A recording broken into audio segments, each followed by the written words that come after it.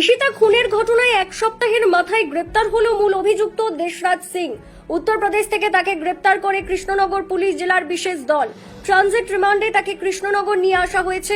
গত সোমবার দুপুরে কৃষ্ণনগরের বাসিন্দা এক ছাত্রী ঈশিতা মল্লিককে বাড়িতে ঢুকে গুলি করে খুন করে পালিয়ে যায় দুষ্কৃতী। ঘটনার তদন্ত শুরু হবার পর দেশরাজ সিং নামে এক যুবকের বিষয় সামনে আসে।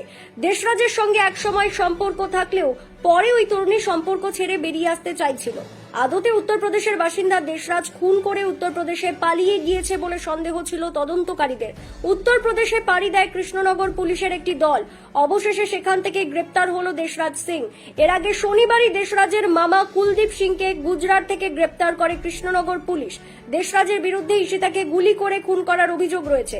দেশরাজের মামা কুলদীপ যাবতীয় পরিকল্পনায় তাকে সহায়তা করেছিল এবং ভুয়ো নথি বানিয়ে পালাতে সাহায্য করেছিল বলে জানতে পেরেছে পুলিশ।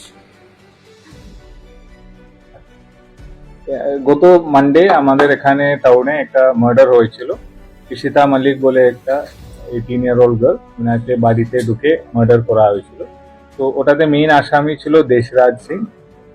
দেওরিয়া বাড়ি, এখানে কাঁচরাপাড়ায় থাকতেন গত 6 বছর ধরে।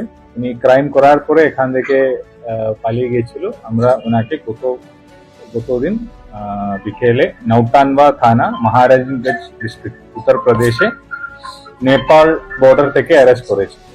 তো আজকে ওনাকে এখানে নিয়ে আসা হয়েছে। আমাদের প্রোডাকশন হবে, তারপরে আমাদের বাকি যে ইনভেস্টিগেশনের কাজগুলো আমরা হ্যাঁ আজকে নেপাল কিভাবে মানে এতদিন পুলিশের মানে কিভাবে ঘুরে কোন রাজ্য থেকে কোন রাজ্যে ঘুরছিল যে কিন্তু আপনারা টেস্ট করতে পারছিলেন? হ্যাঁ, কোন কোন রাজ্যে ঘুরেছে? আমরা এখানে যে এখন পর্যন্ত আমরা যে খবর পেয়েছেন, মানে ওনাকে যে জিজ্ঞাসাবাদ করার পরে যে উনি ক্রাইম করার পরে উনি আগে এখানে এসে যে রেকি করে গিয়েছিল, আর যে ঘটনার দিন উনি বাড়িতে ঢোকার পরে মানে যে আগে আমরা যে অলরেডি আপনাদের সাথে শেয়ার করেছিল, ওনাদের একটা ব্রেকআপ হয়েছিল 6-7 মাস আগে। তো এই যে অ্যাকিউজ যে আছে, he was not accepting the rejection properly, and ওনার এর আগেও এসেন ডেথ থ্রেটস দিয়েছিল যে ভিক্টিমকে। অ্যান্ড যেদিন ঘটনা হয়েছে ওই দিন উনি দুটো সময় ওনার বাড়িতে ঢুকলেন। ঢুকার পরে উনি প্রথমে মেয়েটাকে দুটো গুলি করলাম, মানে 3টে গুলি করলাম। তারপরে উনি ওখানে ওয়েট করেছিল। তারপরে যে ওনার যে প্যারেন্ট মানে মাদার অ্যান্ড যে ইয়াঙ্গার ব্রাদার এসেছিলেন বাড়িতে, তখন ওদেরকেও এসেন মানে উনি মানে যে মম যে আছে ওনাকেও এসেন মাথায় গান লাগিয়ে এসেন মার্ডার করার জন্য ট্রাই করেছিল। সামহাউ যেটা লাকলি ওটা ফায়ার হয়নি।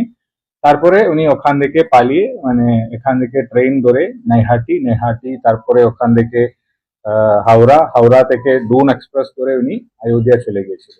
তো আমাদের টিম যে আছে, আমাদের টিম মানে উনি বর্ধমান আসানসোল ক্রস করার পরে আমরা খবর পেয়েছিল কি আছেন এই যে accused is travelling by train. তারপরে আমাদের টিম 3টে ট্রেনে মানে উঠেছিল। ওই 3টে ট্রেন নানা দিকে যাচ্ছিল, ওই সব প্রত্যেকটা ট্রেন আমরা ট্রেস আউট করতে পেরেছেন।